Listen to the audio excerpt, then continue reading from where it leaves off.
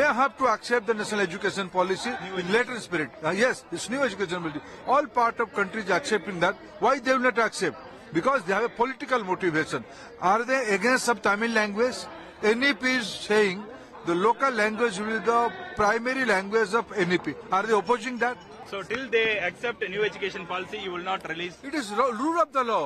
Every state is accepting that. Why they will not fall into the parameters of the governance?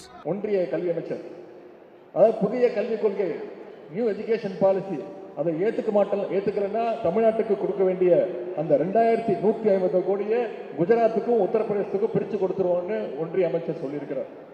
ஒன்றிய அரசு நம்முடைய தமிழக அரசு இப்படி மாற்றாந்தாய் மனப்பான்மையோட தான் பார்த்துக்கிட்டு இருக்கு. நமக்கு வர வேண்டிய பங்கு மட்டும் கிட்டத்தட்ட பார்த்தீங்கன்னா 2151 கோடி ரூபாய் நமக்கு வர வேண்டிய பணம்.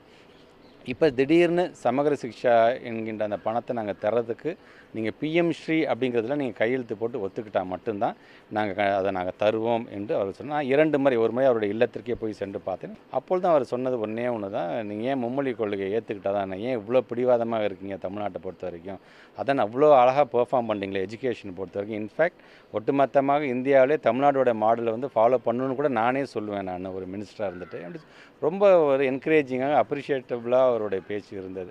ஆனால் எல்லாம் சொல்லிவிட்டு கடைசியில் இதில் நீ கையெழுத்து போடுங்களேன், வித்தின் ½ அன் ஹவர் நான் உங்களுக்கு பணத்தை ரிலீஸ் பண்ணுறேன் அப்படின்னு சொல்கிறது இன்றைக்கி நம்முடைய மாண்புமிகு தமிழ்நாட்டு முதலமைச்சர் சொல்கிறது மாதிரியான ஒரு பிளாக்மெயில் பண்ணுற மாதிரியான ஒரு தோரணையாகத்தான் பார்க்குறேன். ஆல்மோஸ்ட் எல்லா விதத்துலையும் பார்த்திங்கன்னா நம்முடைய மாணவ செல்வங்களுக்கு ஏதோ ஒரு விதத்தில் வஞ்சிக்கக்கூடிய அரசாங்கமாகத்தான் இந்த ஒன்றிய அரசாங்கம் இருந்து கொண்டிருக்கின்றது. கல்வியை உருவாக்குவது மாநில அரசு, கட்டிடங்களை உருவாக்குவது மாநில அரசு, மாணவர்களை சேர்ப்பது மாநில அரசு, எல்லா உரிமைகளும் மாநில அரசுக்கு இருக்கிறது. பொதுப்பட்டியலில் இருப்பதால் ஏதோச்சித்தனமாக இவர்கள் முடிவெடுப்பதை ஒருபோதும் அனுமதிக்க முடியாது.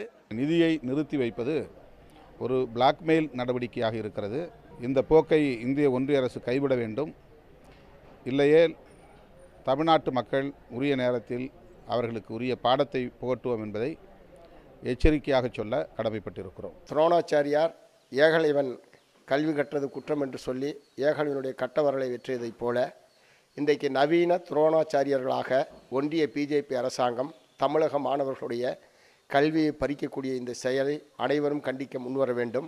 அகம்பாவத்தின் உச்சம் என இந்திய கம்யூனிஸ்ட் கட்சி கருதுகிறது. நீங்கள் திரும்ப திரும்ப திணிப்பதற்குள்ள முயற்சிகளை மேற்கொள்வீர்களேயானால் மீண்டும் ஒரு 1965 நடைபெறுவதை எவராலும் தடுத்து நிறுத்த